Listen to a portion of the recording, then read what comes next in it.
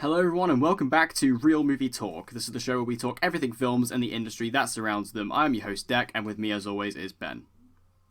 Welcome to the podcast. So, in today's episode, obviously, in the last episode, we did something a little bit different. We did our top 5 A24 films. And in this case, for Ben's choice, we are going to be doing our top 5 personal favourite directors.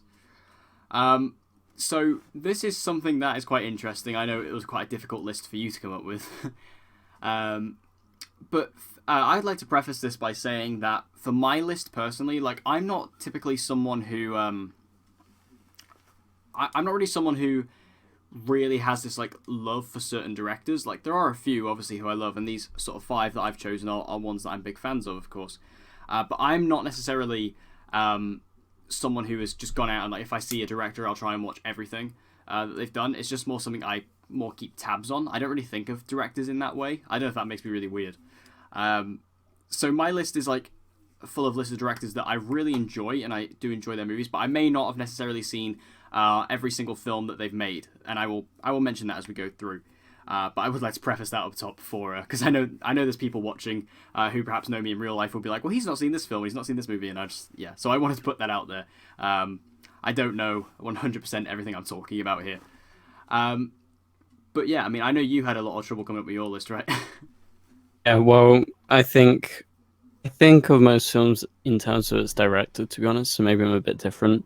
So, I don't know, I sort of have this long list of directors that yeah. Jeez. I need to drink water. I just ate something. I think it got a bit caught. Oh dear. This is what happens live on podcasts. Yeah, I'm ready. What was I talking about? We're still going, so I haven't broke the recording, so you just keep. Okay. Yeah. Anyway, so I haven't necessarily watched, like, all my favorite directors' films from a few people. I try and, get a broader range of directors, so that's why I got a lot of mentions. It was very hard, like you said, to come up with 5. I mean, I pretty much knew my 5 straight away. Then I guess the guidelines of what makes, like, a sort of underrated or new or, like, upcoming director, whatever, our classification is, I think it's a bit different for both of us. Yeah. This podcast. So I have a lot of mentions because, I think I admire a lot of new or, a bit underappreciated directors, in my opinion. Yeah, I think for me personally, my list is a bit more... There's definitely bigger names on my list than I think will be on yours. But that's also just because I think you are a bit more aware of smaller directors than me. Because you're a lot more knowledgeable of film than I am. So you have a lot more of those sort of smaller directors, whereas I have gone for more different choices. And my names are definitely bigger, but I've more gone for the fact that basically these are the directors that I have seen the most films of, and also the directors that I just enjoy their films most, like, on a consistent level. So that's sort of that's my sort of my sort of checklist for it is, the consistency and also the amount of films I've seen from them, and that doesn't really matter based on how many films that they've made either. So, if they've only made, like, 3 movies and I've seen all 3 of them, that's the same as, like, if I've watched, like, 10 of another's, if that makes sense. So, do you want to kick off your list? Yeah. Should we do some mentions first? Oh yeah, sure, yeah. No. Do you want to do yours? Because mine's quite long. Yeah, I mean, the only mention I really thought of, for me personally, was Edgar Wright. Yes. Just because I've seen a lot of Edgar Wright movies. I love many of his films. Like the Cornetto trilogy is great. Baby Driver is one of my favorite films of all time. Scott Pilgrim vs. the World is absolutely fantastic. I love that movie. So yeah, I think for me, Edgar Wright is kind of the only one, really. Just because, again, on pure consistency, every single film I've watched of his, I've really enjoyed. So yeah, I'll go with Edgar. Oh, I literally was debating putting him on. I came to the conclusion that maybe he's a little bit too big, because he's very popular, and yeah, I think I did actually have him on my, like, long list of directors to put on.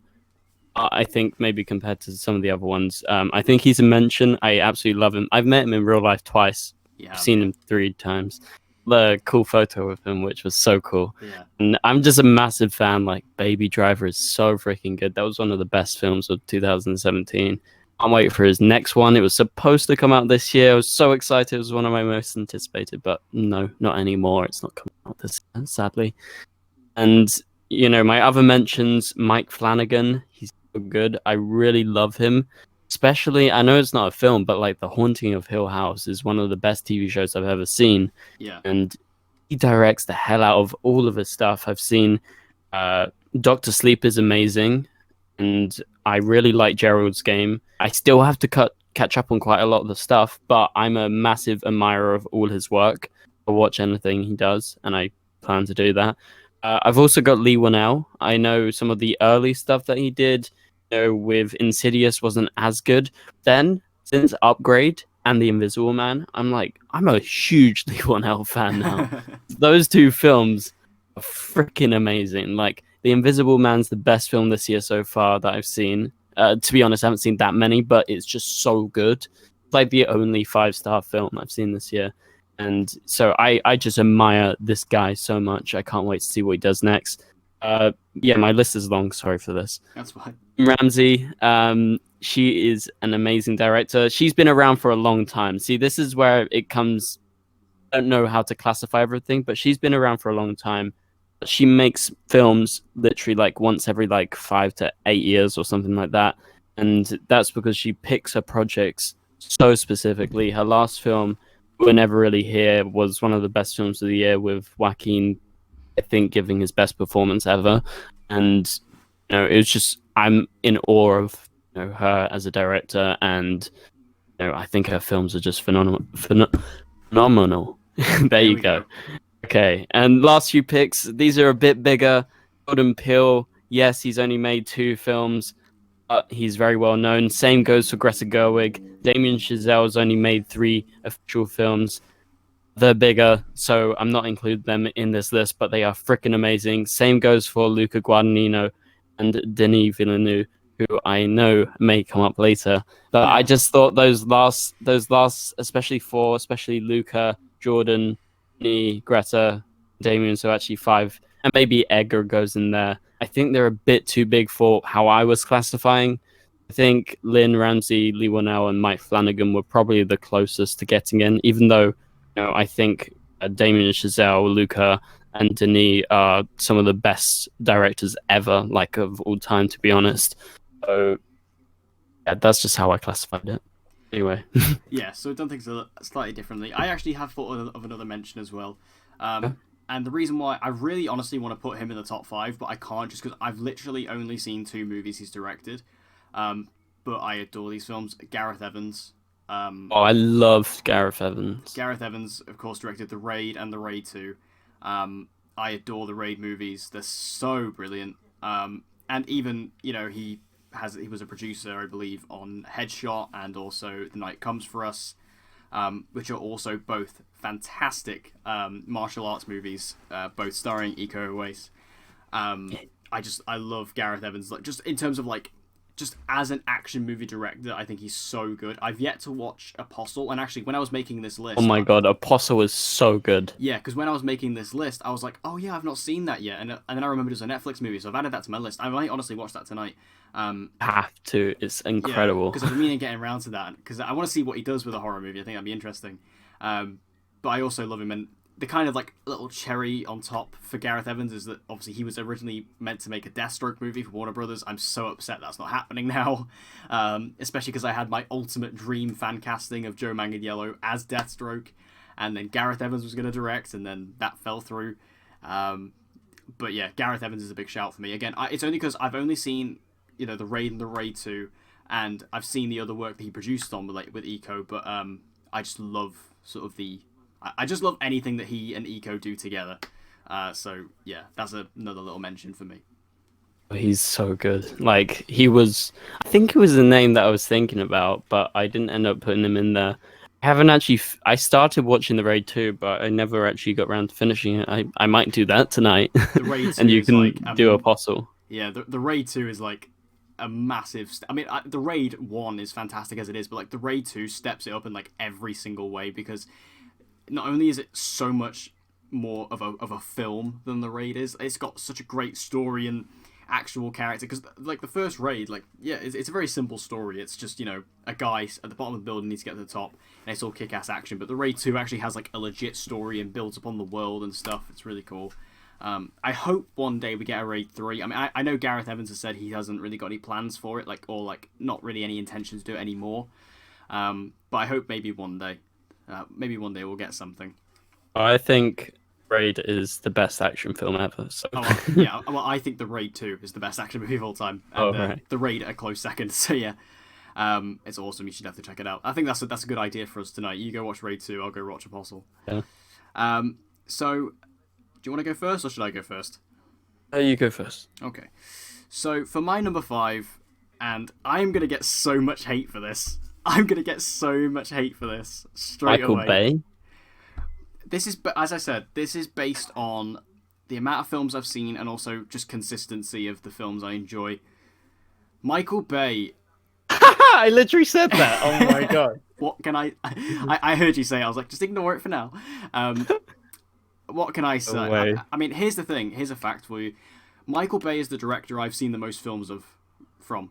Oh shit. I've seen 10 films from Michael Bay. I realised because I actually watched very recently during this lockdown. I watched 13 Hours, and when I was watching that film, I was like, how many Michael Bay movies have I seen? And I was like, well, I've seen all the Transformers movies. That's 5 straight away, and then I've also seen The Island, 13 Hours. I've seen Six Underground. That was shocking. Was not very good at all. I hated it. And there are a couple others as well. So, and honestly, like Six Underground is the only Michael Bay movie I've seen that I hated. The Island I don't really remember because I watched it in school. But the thing is with Michael Bay, and people will know this, and I'm not ashamed to say this. I used to be ashamed to say it, but I'm not anymore. The Transformers movies I absolutely adore. Like, I know they're shit. They absolutely are. They're terrible movies. But I kind of grew up with them, and they're my ultimate guilty pleasures, and I just love those films. I love all 5 of them. I'm currently in the middle of a rewatch at the moment, and I'm just having the time of my life. I love the Transformers movies. And on top of that, just all the other films that I've seen of him, again, apart from Six Underground was the only one I didn't like. Like, I really didn't like that movie. It was god-awful. But, like, Bad Boys 1 and 2, while I didn't love them as much as, like, everyone else loves them, I still had a good time with them. Again, 13 Hours I thought was pretty competent for Michael Bay. There's one more I'm missing as well. I can't remember what it is now. Armageddon.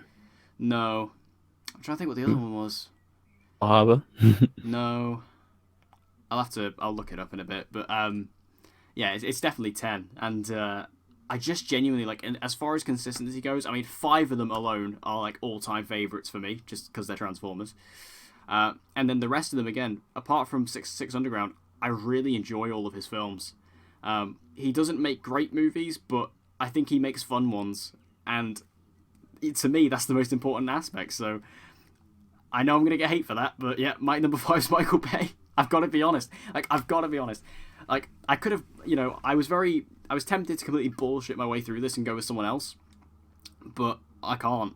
I got to be honest. Like, 5 of his films are my all-time favourites. So what am I going to do? Wow. I kind of knew this was going to happen. I kind of predicted it. And I just realized The Island is directed by Michael Bay. What the shit? I didn't know that. Yeah. Like, I remember watching that in school as well. I actually kind of like that. But I haven't watched it in years, so I don't really remember. I don't really remember anyway. it either, but because I also watched it in like year 9 or something. But yeah. Yeah, Michael Bay. I don't know. I don't like him. I actually do like the Transformers films, like you. I don't think they're very good films, but I enjoy them because I was always a Transformers fan. Yeah. But I can't say I'm a Michael Bay fan, even though I do like some of the Transformers films. Then like Six Underground. Oh, that was so bad. Jesus Christ. So bad. Okay. All right. My number. Are we ranking, or are we just doing 5? Mine are ranked. Okay. So, am I gonna say number 5? It doesn't necessarily matter. We can just do it differently. I've just ranked them myself, but You can just Okay, do it no, in I your can own rank order. them right now on the spot. Okay, my number 5 is Deborah Granick. No, Deborah Granick. Yes, yeah. So that's Yes. Leave No Trace, right? No Trace and Winter's Bone. So, um, I think she's a absolutely amazing director who is really, really underappreciated. As you know, well, you very well know, and I'm sure some of you guys listening know, No Trace was my favorite film of 2018. It was incredible. It's one of the best films of the decade, and it's now one of my favorite films of all time. And I love Winter's Bone as well. Winter's Bone is absolutely amazing as well. That was the film that made Jennifer Lawrence who she is, and she got an Oscar nomination. It got nominated for Best Picture, and still no one knows Deborah Granick unless you've watched Leave No Trace or Winter's Bone, and they're not that well known. You know, No. when you think of Jennifer Lawrence, you don't think of Winter's Bone unless you've watched it, and you don't think of Thomas and Mackenzie or Ben Foster as in Leave No Trace, which is a shame because I think it should have easily got like all the Oscar nominations, like Winter's Bone did, but it didn't. So I think she's really, really underappreciated, and she makes some absolutely amazing films, and I really like her style. It's just so subtle, and it's literally it's not simple. I feel like all her stories that she tells something more to it that makes you want to think about and revisit it. Like I watched Leave No Trace 5 times in the cinema, and I think there is something so personal about her films, and it really really gets me. And I cry a lot at films, but like especially at Leave No Trace, and like Winter's Bone is very hard hitting as well. So I really think she does a great job in all of her films, and I think she is one of the most underrated directors. And when people say, "Oh, there's not any good female directors," and everyone just says, "Oh, Catherine Bigelow or Sofia Coppola," I'm like, Deborah Granick is right here, guys. Yeah. She is freaking amazing. Look at her films. But I really think she is so underrated. Yeah, I mean, I've seen Leave No Trace. I've not seen Winter's Bone, um, but I think that Deborah Granick definitely has shown a lot of potential as sort of. I mean, I guess you would refer to her as up and coming director. Yeah, Um, even though she's been around for a while, yeah, she's literally made like 3 features. yeah. Um, but Leave No Trace is a really good film, and yeah, I was definitely sort of opened my eyes to her a little bit after I watched that. So my number four. See, I'm stuck between two here in terms of like my ranking. Um, I'm gonna go with this. So my number four, I'm gonna go with Matthew Vaughn. Um, Pick. Matthew Vaughn for me is like a director because he does a lot of projects that appeal to me. Just in terms of genre and in terms of style, I just really enjoy his particular sense of direction in terms of how he tackles certain projects, particularly to do with sort of more comic or graphic novel stuff. Um, so first of all, Kingsman. I love the Kingsman films. I mean, the first one in particular, I adore. That's an all-time favorite for me. Second one was definitely a step down, but I still enjoy it. But then he also did Kick-Ass, which is awesome. I really love Kick-Ass. That's just a really fun movie, and I really enjoy like it's kind of like a subgenre that I'm a big fan of. Is just sort of more grounded and realistic takes on superheroes, and that's obviously what Kick-Ass is. And it's also done in a very comedic style, which I very much enjoy. And he also did what is, in my opinion, the best X-Men movie, which is X-Men First Class. Um, First Class, I remember when I started watching the X-Men movies, I remember looking at First Class sort of in my collection of Blu-rays, and I was like, oh, I'm not really looking forward to watching that one. I don't know why. It didn't really look like it appealed to me. And then I watched it, and it ended up being my favorite of the series. And I think a lot of that comes down to Matthew Vaughn. It just has a sense of fun about it and a sense of sort of youthfulness, which is a big thing that Matthew Vaughn really brings to his films. So again, just on consistency, I think he's just delivers these films that, for me personally, I always enjoy, and I always really gravitate towards, just personally. And I'm very excited to see where he goes with the Kingsman series, because I remember when they announced The King's Man, which is obviously the next Kingsman movie coming up. It was meant to be coming out this year. I think it's been delayed now. I remember being skeptical about that film initially because I was like, I don't really care about like a Kingsman prequel. It feels like they're forcing it. But then Matthew Vaughn came out and said he's directed it and he's wrote it, and I was like, okay, well, if he's put his passion behind it, then I will as well. And I've actually really liked all the trailers so far for The Kingsman. I think it looks like a lot of fun. So yeah, I think Matthew Vaughn is a really good choice for me. He just makes the sort of films that really speak to me personally and that I really enjoy. And I feel like his consistency is something that I always take note of. So yeah, my number 4 is going to go Matthew Vaughn. Oh, that's a good pick. I didn't think about that. I started watching Kick-Ass. I haven't actually finished it, but I was really liking it, and I really like the Kingsman films, especially number 1. I don't remember First Class that well, so I can't comment on that because it's been a long time. But yeah, I'm a fan of him. He's not one of my favorites, but I'm a fan. When I get to see his stuff, I'll Yeah. definitely go out and see all of his stuff. Okay, my number 4 pick is Jennifer Kent. So this is the director of The Babadook and The Nightingale. Yes. I go on and on and on about these films. They're so good, and this is the same thing in conversations where they're like Catherine Bigelow and stuff. I'm like, Jennifer Kent, people, Jennifer Kent. Like, look at The Babadook, and then more recently, look at The Nightingale. I don't care if it's female or male. Those two films are some of the best films of recent years, and it's just absolutely phenomenal stuff. And The Babadook absolutely shook me to the core. I was shit scared. I was shitting myself the whole time, even after the film. I think she really has this quality, especially in The Nightingale, where she can capture these I think it's very similar to the way Deborah Granick touches her films, especially with The Nightingale. I made a reference in that there is some singing, like live singing, in both No Trace, Winter's Bone, and The Nightingale. And they're sort of all in the wilderness. And I'm not talking about The Babadook here. I'm talking about The Nightingale in the wilderness. And, there is a sort of attention to the surroundings and to nature, and the way that everything is so natural and so real. Really get invested in all of her work. And I think The Nightingale is some of the most effective tension and some of the most effective, just on a human level, you really, really are with these characters. And I think she captures the most beautiful images, very gothic images, but absolutely stunning and absolutely sort of beautiful, and just you kind of get lost within it. And I think they're just two of the most effective films. Like, they really get to you no matter what way, whether it's horror or whether it's like on a human level. I think, her stuff is just absolutely great. And I really think she's one of the best directors working today.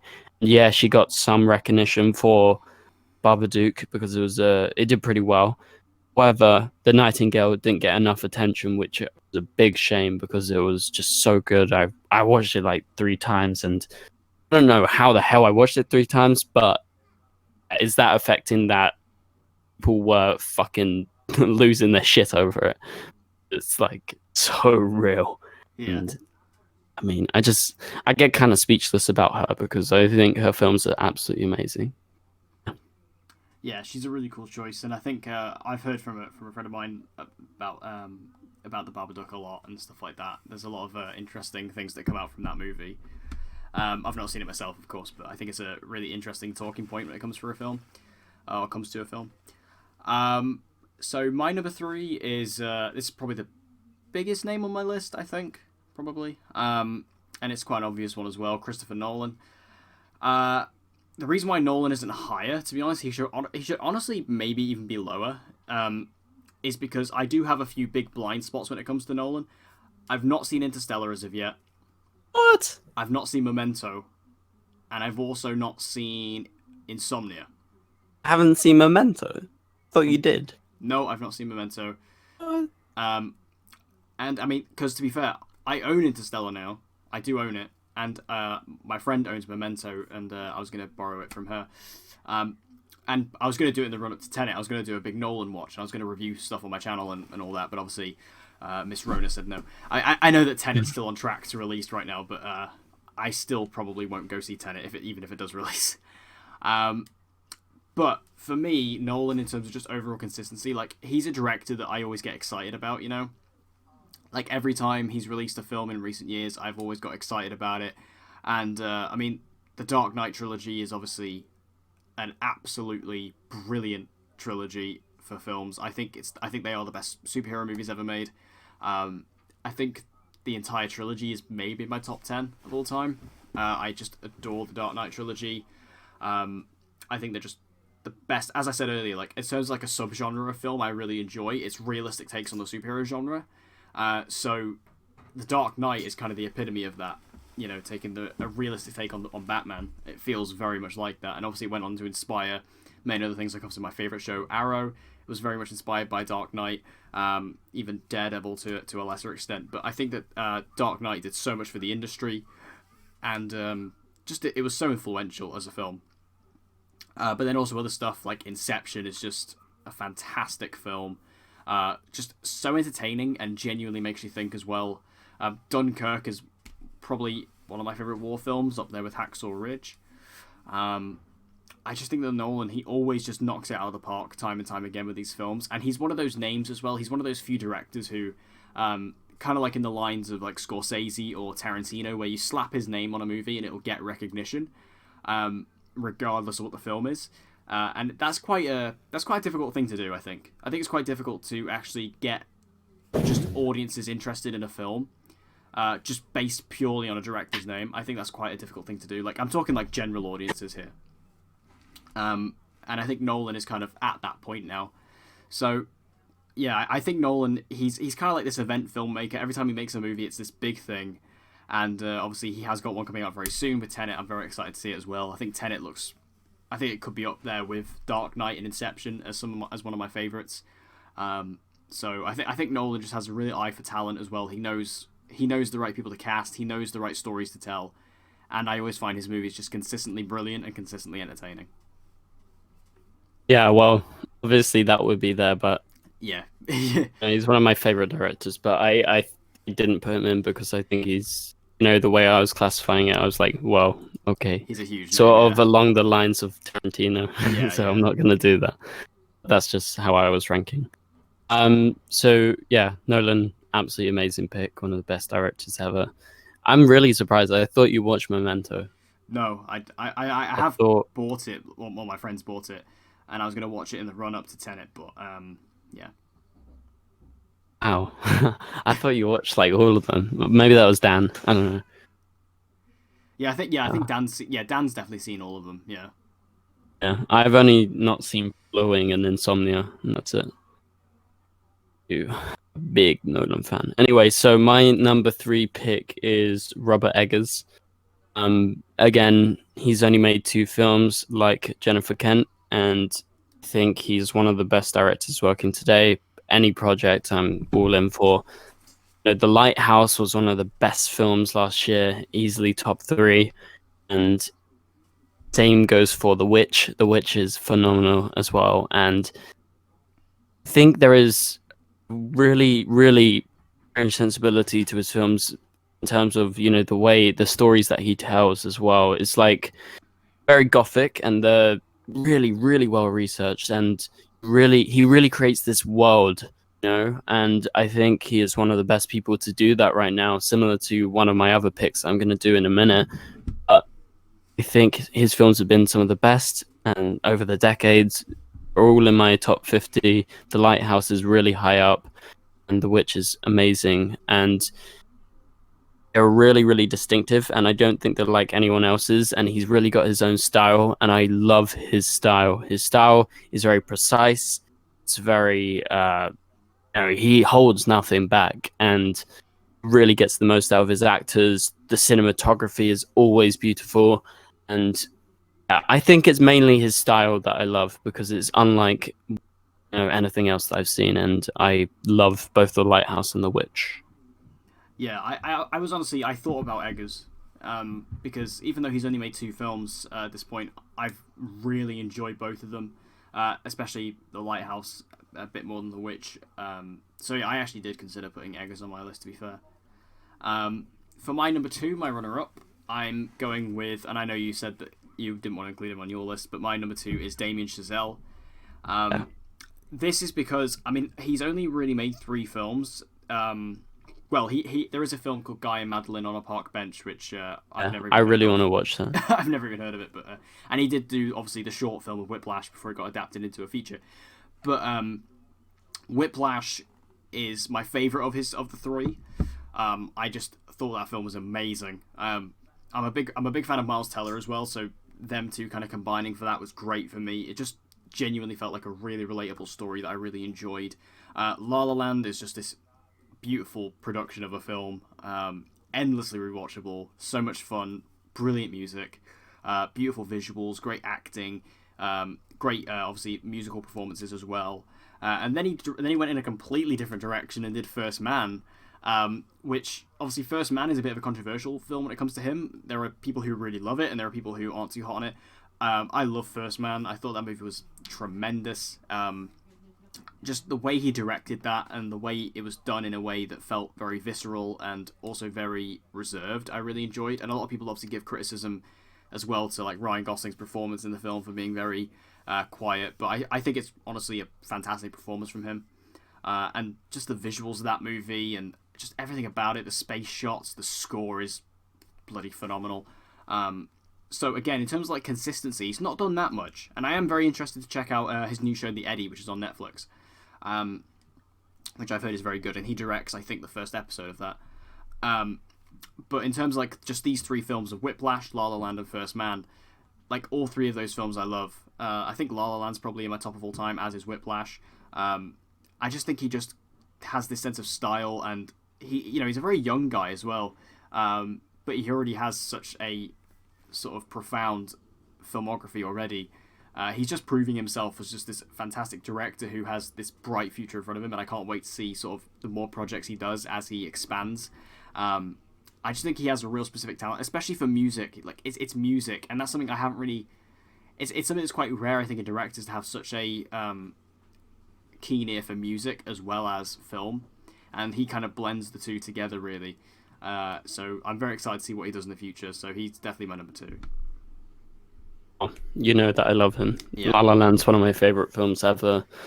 Whiplash is one of the best films of the decade. So is First Man. I think First Man, he should have won the Oscar for Best Director, like he did La La Land. And I'm the biggest fan of him. But he was on my mentions, like I said earlier.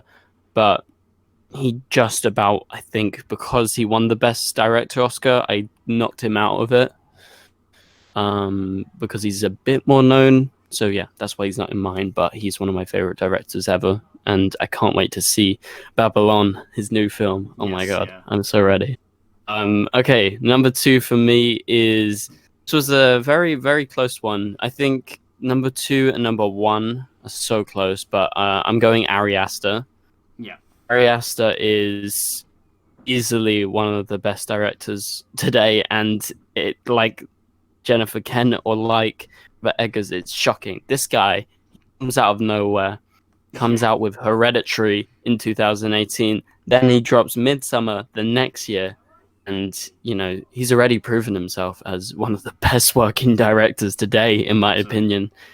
And it comes out of nowhere, drops these absolutely amazing films. I would say both of them are masterpieces. They are some of the best films of each year. Easily, like Hereditary was like top 2 of its year, and Midsummer was like top 5 of the year. There was so many good films, and those were those good films. And I think, like Robert Eggers and like Jennifer Kent, but more so Robert Eggers, I think they actually thank themselves, those two directors, at the end of their films, which is funny to me because they're both they both have such a distinct style. They're very different from each other, but I would say the way they sort of came out of nowhere is very similar. So that's why they get compared. Films are very different. So Hereditary was absolutely amazing. I think it is a masterpiece, and watched it again recently, and it's probably the best directed horror film ever, in my opinion. And it's so effective. I remember being in the cinema, and I remember watching the trailer in front of like a bunch of horror films at like the start of 2018. I was like, just couldn't watch this damn trailer. The trailer was too scary for me. I was so surprised at the actual like control of Ari Aster, of this known filmmaker at this time. It's like, how is this guy so good? Then I went back and watched his short films, and I was like, ah, okay, so he's been this good for a long time, I see. And he's really got a control of what he wants to do and how he makes his films and the style that he wants to have when he makes these feature films. And you can really see it in the precision. I think that is where you can compare Robert Eggers, Jennifer Kent to Ari Aster. They're all really precise, and I absolutely like those people. I love the way he frames every shot. Everything, most of the stuff is, in wides, and I really appreciate the way he uses them and the way he uses space as well. And, because I think the most effective thing about horror is psychological horror, not jump scares. You can have a few jump scares and you can, like, if there's purpose, I think it's really great. So like Hereditary has some jump scares. I think, the psychology behind it and if it affects you after is really the telling point of a great horror film. But I think, the fact that it's so well directed and obviously goes with everything, because if it's well directed, in the case of Hereditary and Midsummer, it goes along with every aspect because it's so beautifully shot, all of them, both Midsummer and Hereditary. And it goes with the acting. It's some of the best acting in recent years. Should have been nominated for Oscars, those people. And it all sort of goes together. It's written so well, and it's just like Jennifer Kent and like Robert Eggers. I think the word is effective.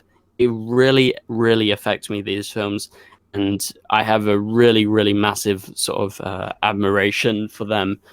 And I don't know, I just can't stop talking about the guy. He is Yeah. like one of the best directors. I think he's up there for like some of the best directors ever in just 2 films. I don't get how you get that good.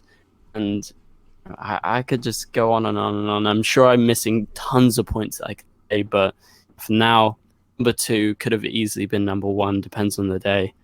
Yeah, Ari Aster.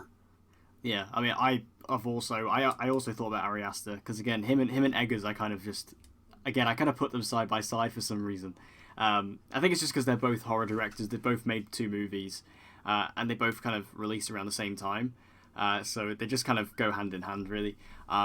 I also do love Ari Aster. Again, Hereditary was just genuinely terrifying and a really good film. And Midsummer was, I believe, my second favorite of last year, just behind Endgame. I loved Midsummer, just an amazing film. I remember just going to this huge screen watching that because, like, Midsummer, the way it's shot and its cinematography, like seeing that on like such a huge screen was fantastic. Oh, yeah. I didn't go to the normal cinema I usually go to, which typically has quite small screens. But this one I went to was huge, and I kind of had the entire room to myself. There's only a few of us in there, and it was really late at night, and it was just perfect for that movie. I love Midsummer, absolutely love Midsummer. Yeah. Honestly, when I came out of Midsummer, like as soon as it finished, I was like, "What the fuck did I watch?" I think everyone was, yeah. And I also like, I mean, I need to go watch the director's cut. I haven't done that yet because I have I the. did. I saw that in the cinema. Yeah, I had to wait for it to come out on Blu-ray, but I haven't actually watched it yet. But I will do that soon. Yeah. But my number 1, and this will come to no surprise to anyone. It won't come as a surprise to you. My Does it number begin with 1, D? it does indeed. And my number 1 is Denis Villeneuve. Yeah, I just adore this man. I adore this man. I think he is beautiful in every way. Now, I have not seen every single one of his films, and I've not seen his first 3 films just because, I mean, by God, I've tried. But I just, particularly August 32nd and also Maelstrom are just impossible to find. I've tried. I've really tried. And Polytechnique I actually do own. I got this special edition as a gift. I got a special edition of Enemy. It's this German edition, and it includes a Blu-ray of Polytechnique. But unfortunately, it doesn't actually have subtitles. So it's actually a bit pointless. So I have to try and find it some other way. But Insondi onwards, I've seen, and I adore each and every single one of his films. Obviously, Blade Runner 2049 is my favourite film of all time. And that was kind of where that was officially supplanted. But even before that, Arrival completely took my breath away. That film is just masterful. as is Sicario, which is easily one of the most intense films I've seen. Insomnia is just this tragic story that's insane to watch. Because when you're following along with it, you're not quite 100% sure where it's going to go, and then when you get to that, obviously I'm not going to say anything because I know you've not seen Insomnia, have you? No, I haven't. No, Me neither. but as it goes on, it just gets crazier and crazier. And by the end of it, you're just kind of gobsmacked and you feel just really shit. But it's a really fantastic film. I'd say Insomnia is probably my second favorite Denis film. And then Enemy as well, which Enemy probably my favorite Jake Gyllenhaal performance maybe. That film is just so interesting because there's so much going on in it, and it makes you think a lot about what's actually going on, what it means. There's many different interpretations of Enemy.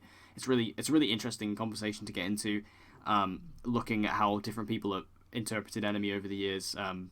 But it's such an engaging movie, and Denis now is at this point where if no matter what he does, no matter what he releases, I will be excited. I will go watch it because I've said this many times before. If Denis was not directing Dune, I would not care about that movie. Just because I've never read the novels, I've never seen the previous film, and based on what I've seen of Dune, and what I've heard about Dune, it's just not really my thing. Like, the super sci-fi fantasy genre isn't really my thing, but because he's doing it, I'm like, well, you've got my attention straight away. He's one of the few directors who, if you attach his name to a project, I'm instantly interested, regardless of the genre, regardless of whatever. I will watch it for him.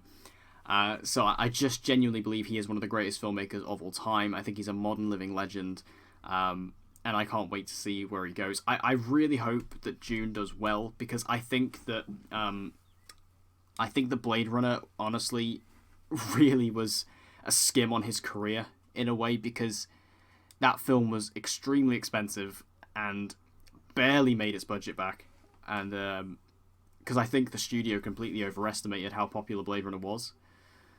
Because Blade Runner really wasn't even that popular when it came out. It was kind of a cult film that's grown throughout the years, and I think they thought that doing a Blade Runner sequel would be this huge thing, and it wasn't. And I think they kind of missold it in the marketing as well a little bit because the trailers make it seem like an action film, but it's not. And I think Denis kind of really got the blame for that a little bit from the studio. And now he's doing Dune, which is obviously, and as a two-parter as well. He said he's doing two films for this, and they're going to be extremely expensive as well. So I'm hoping that these films do well, so that Denis isn't kind of shunted forever, especially from like studios and stuff. Even though I'd definitely love to see him go back to do more smaller stuff, I think that he really has a good handle on these big studio movies now, and I think he has a lot of potential there as well. Especially because I've watched an interview with Denis where he said that before he signed on to do Blade Runner, he said that he fully accepted that it might actually be his last film, and that he would be basically shunted from the cinematic community forever because he said like if he fucked it up, then that was that. And he said like he only did it because of how much he adores the first film, and he did it for a pure love of cinema. But he accepted it was his last film, and I think that is a dedication in a filmmaker that I really respect. Like he did it because he loved it. He loved the source material. He was fully aware that it may ruin him really, but he still went ahead with it because he believed in himself that he could do it. And he absolutely did. He knocked that movie out of the park. Again, even as me, who I thought the original Blade Runner was a masterpiece, but Blade Runner 2049 it surpassed it in every way for me, and I just adore that movie so much. So yeah, Denis, I can't say enough nice things about. He chooses the right people as well. He just has the right eye for talent. Like he's worked with Jake Gyllenhaal a couple times, Emily Blunt, Amy Adams, Ryan Gosling. He just knows. Like he works with Hans Zimmer a lot as well, especially recently. He often works with Roger Deakins as well, cinematography. He knows exactly what to do to make the perfect film and get the right person for each job. And I just think he's just absolutely brilliant. So yeah, Denis is easily my number one, but that was not a shock to anyone.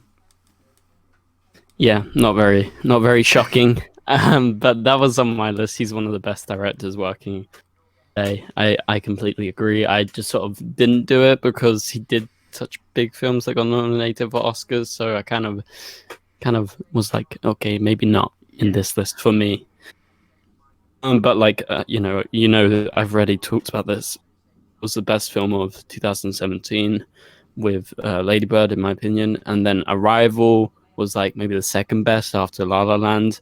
Yeah. Sicario was second best after The Hateful Eight. So like some of the freaking best films in recent years have been from this guy. So I completely support that. And so moving on to my number one pick, I don't think people know him as they need to know him. Okay, so he is probably one of the most provocative filmmakers working today. He's not that well known, which is a shame, but this is S. Craig Zahler. You know him? No. I what? So what's he made? He made Bone Tomahawk. Oh, okay. Yep. He made Brawl on Cell Block 99. And then he made Dragged Across Concrete Yeah. recently. Yeah. They're not Yeah. that well known. Yeah. But I don't know the name, but I know the movies. he so underappreciated and one of the most provocative filmmakers, and I think he's one of my favorite directors of all time. Like after just three films, I think originally he has about 40 unproduced screenplays. He is an incredible screenwriter. He writes novels. He's like Tarantino, okay? So you got to watch his stuff. They are more like exploitation films, like from the 70s, 60s, 50s. Really old school filmmaking, but with a sense of control. I think something I love in a director is how they can control a film and how they can sort of show everything. And I think a lot of that has to do with their relation to the cinematography. And all these films have beautiful cinematography, and it's everything. There is no unnecessary cuts in any of his films because he's written the films exactly as they are, like Tarantino. And I think maybe that's one of the reasons I like him so much and I love Tarantino so much, because everything is with purpose. And this guy, like I said, one of the most provocative filmmakers I think working today. His films are relentless and they're punishing, and I wouldn't recommend them to most people because most people couldn't take it. This guy, half of his films, bodies being chopped in half, like ripped in half, skulls being stamped on, dragged across the ground, people's hands being blown off. Like, I'm saying they are crazy films, but they are so well made. And he is one of the best directors. And I would call him like, I would call, his turn just like out of nowhere a few years ago with Bone Tomahawk. I think is quite revelatory, similar to Ari Aster and Robert Eggers. I think they just came out of nowhere, and this guy comes out of nowhere, and I think he's really, really underappreciated. And I think his films are just absolutely phenomenal. And, I just can't say enough about S. Craig Zahler. I don't know if it's Zahler or Zahler, but cool name as well, by the way. Just extra points. Cool. S. Craig Zahler. I don't know. It feels like a filmmaker's name. And so talking about Dragged Across Concrete and all of his films, they are quite slow, but they're elegantly paced. It's everything builds up and they are so tense. I remember watching Dragged Across Concrete, and it's quite literally you're being dragged across concrete, not in terms of the pacing, but in terms of okay, so it is in terms of the pacing, but it's not in terms of the film is slow. It's in terms of how he builds tension, and it was one of the most tense experiences I ever had at the cinema.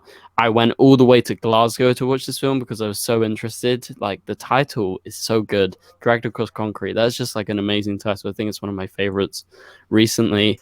And it's just all of his films are so contained. I think that is another word, precise and contained, what I like in a director.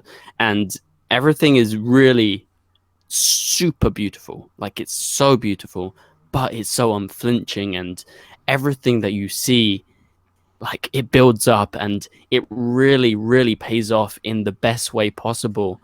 And like, I think I watched Brawl in Cell Block 99 in December at home, and I was expecting a great film because I loved Bone Tomahawk and especially Dragged Across Concrete. But watching that film with Vince Vaughn, you know, it just everything is it's just normal at the first, and he gets sent to prison, and then eventually you get to the title Brawl in Cell Block 99. You get to Cell Block 99, and it's just so it's just I don't know what to say honestly about this guy, because he really has this way of layering his films so perfectly, and it's really funny.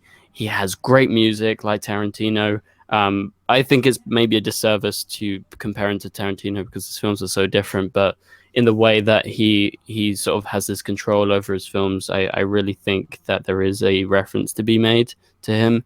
And so he has a quality in all of these films I really, really respect. And he really holds nothing back. And I love the fact that it's so old school, the way, he makes these films, and the stories are just phenomenal. And I don't think anyone's making films like him right now. Some people made some similar films in the past, the exploitation stuff, and some of the old horror stuff is a bit similar. He loves, some of the Italian horror filmmakers like Dario Argento and Lucio Fulci, I think his name is. He does some absolutely nuts films. But yeah, they're some of his favorites, and you can really see the influence. But, it's just, I don't like saying the word original that much, but it's just so original. Like, no one is making films like this guy. And so S. Craig Zahler is one of the best filmmakers working today. His films are brutal. I wouldn't recommend it to everyone. If you can't take any form of guts or gore, like if you can't take Tarantino gore, like don't watch this because Yeah. it's far more realistic and far more relentless than that. And it's just extremely blunt. And he doesn't hesitate from showing harsh reality and the harsh reality of real life violence. Like it's just I just have a complete admiration for people who don't hold back in their filmmaking. And I think everything that he makes is so meticulous and so well put together with some of the best screenplays in recent years, some of the best directing. And, he proves to be just one of the best filmmakers, and I can't praise him enough. And I honestly could go on days and days and days about this guy. So, S. Craig Zahler, remember the name, watch those films, watch Dragged Across Concrete, which came out last year, and then also watch Bone Tomahawk, which was his first film, and Brawl in Cell Block 99. I think you're going to like him, Declan, once you watch this film. I mean, I've seen Brawl in Cell Block 99. You have? Yeah, I've seen it. I'll be honest, I didn't love it. I liked it. I thought it was okay. I wasn't. It just didn't really resonate with me that much. Okay. I was very interested in Dragged Across Concrete, though. I wanted to see that, but it didn't get released around here, unfortunately. Because I am very much interested in that. I like the cast, and I think it looked like a really, really good film. And then Bone Tomahawk, I've not seen. But yeah, I have actually seen Brawl in Cell Block 99. Yeah, again, I definitely appreciated the film. It just didn't really personally resonate with me. I wish it did, because I heard like a lot of people talking about it, and a lot of people really loved it and thought it was fantastic, and a lot of people really like Vince Vaughn's performance and stuff like that. But for me, it just didn't really work for me personally. But that's a really cool choice, though, to put at number one. Definitely a really cool choice. Hopefully, people get aware of him a bit more, so you can be happy with that. Now, before we wrap this up, I don't know if you've seen this, just breaking on Twitter. Have you? Don't look. Just have you heard anything?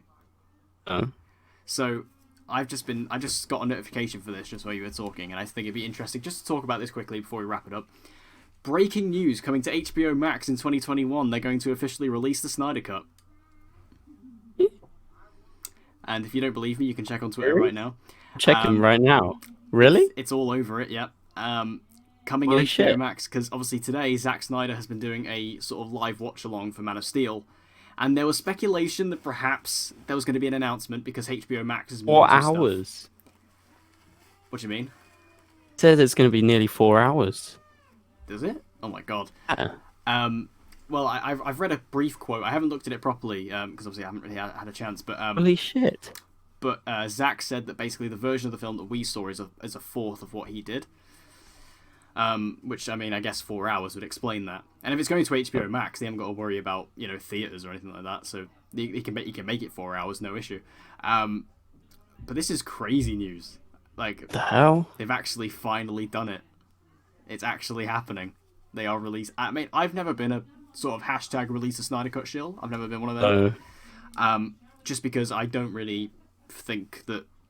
I mean, I'm very, very interested. I will definitely watch this version of Justice League. I'm very excited to see it, just because it's a different version of the film, and that very much interests me. I can't wait to see what it is, especially because there's been so much hype around it, and there's been so much intrigue and mystery and stuff like that. But I don't think it's going to be a massively improved version of the film, personally. Just because I don't think Zack Snyder is a particularly great director, in my opinion. But I can't believe they're actually doing it. I can't believe it's actually happening, and it's coming to HBO Max, which is insane. I mean, if you needed a selling point for HBO Max, there you go. I mean, we're not going to get that here in the UK. I can't imagine. But so I don't know where the Snyder Cut's going to go for us. It'd be interesting to see. Holy crap! Yeah, it's kind of insane. They're actually doing it. I really thought that was just a myth. To be honest, like I mean, I everyone's knew. just like release the Snyder cut. Thing is, I knew that he would probably have a cut. Yeah, I knew Zack had something, but I didn't think it was finished. Like I It's not thought. finished. No, no, because it's not coming out till 2021, so he's obviously got time now to go and do stuff. But because I imagine like the VFX stuff wasn't completely done, and maybe some stuff wasn't filmed. Like, I'm wondering if he's actually going to get people back to like shoot stuff. I don't know. But either way, I can't believe they're actually doing it. I can't believe it's actually happening. The hell? I'm just reading it now. Like, I'm looking at it. I'm not believing what I'm seeing. Like, I can't believe this is actually real. But I mean, HBO Max, I guess, gave them. So yeah, I just see this. So Zack Snyder's Justice League will be either an almost 4 hours cut or will be split into 6 chapters. It will cost around 20 to 30 million to complete. Damn.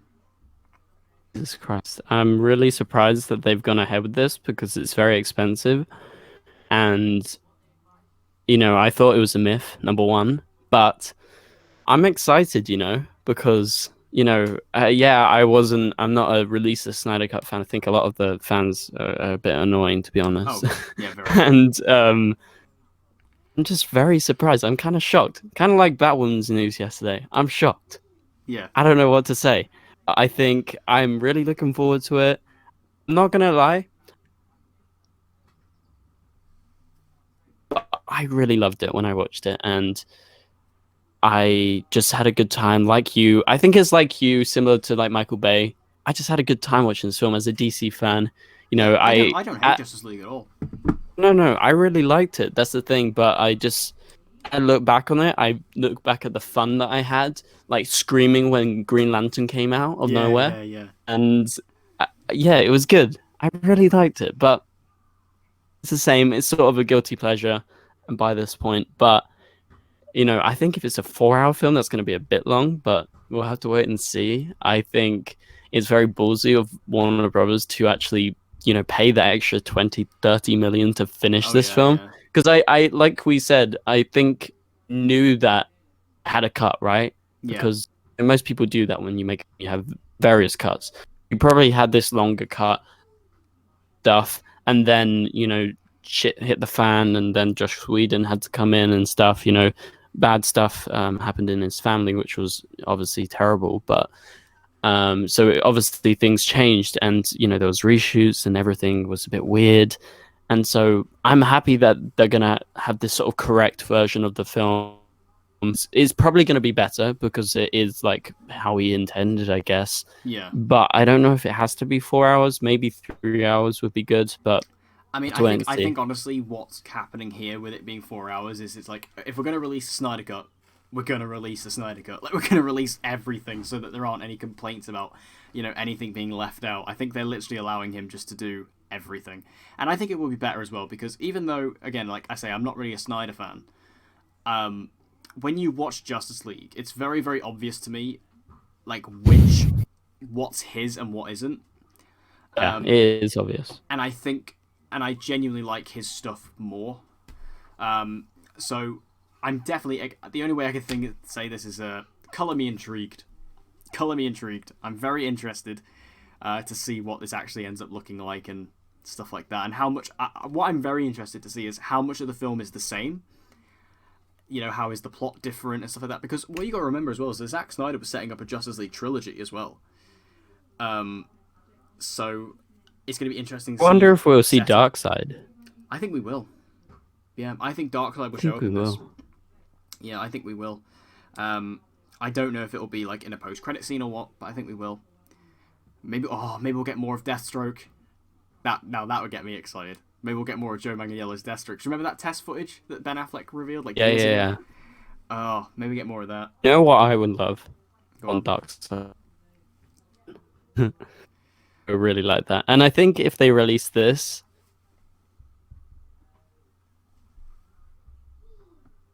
I do really want a Justice League 2. Whether it's directed by Zack Snyder or not, I don't mind because I don't think Zack is the best director ever. I think he's good. I think the visuals he captures with his cinematographer are very nice most of the time, but I don't think he's the most talented filmmaker by far. But I would really be interested in seeing a Justice League 2 though. Oh yeah, I mean, and I also think if they did make a Justice League 2 and they don't get Zack to direct it, there'll be as much outrage, especially at this point. Um, oh God, I can't believe it. Like, I can't believe this is happening. Like, I'm not saying I can't believe it. I'm so happy. I mean, I am still happy, but like, I just can't believe that this is actually happening. Because as you say, it's almost been like a Yeah, myth. It's been like this as mystery in the film community that we haven't known if it was real or not. And even I've been someone who said it's not real. Um, but here it is. Insane. I'm very, very insane. But anyway, I just wanted to sort of mention that live on air just while we were here. But that does holy draw shit. this episode to a close. We ended on a bit of a bang. So thank you guys for listening to this episode. Make sure you leave your own personal top 5 directors in the comment section down below. And also, if you have any thoughts about hashtag release the Snyder Cut, make sure you release them in the comment section down below as well. Be interested to hear your thoughts. And as always, I've been Dec. I'm Ben. And we hope to see you guys again in the next episode.